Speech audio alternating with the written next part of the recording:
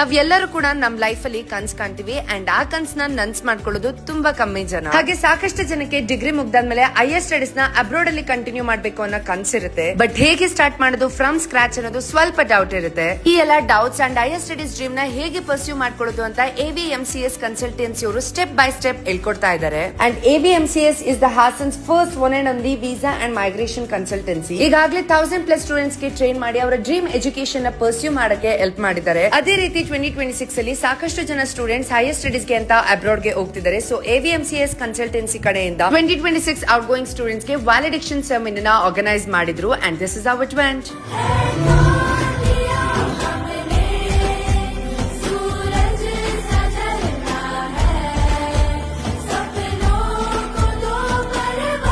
So ನೀವು ಏನಾದ್ರೂ student ಆಗಿದ್ದು ನಿಮ್ಮ ಹೈಯರ್ ಸ್ಟಡೀಸ್ ನ ಅಬ್ರಾಡ್ ಅಲ್ಲಿ ಹೇಗೆ ಮಾಡೋದು ಅಂತ ಗೊತ್ತಿಲ್ಲ ಅಂತ you can contact AVMCS consultancy. So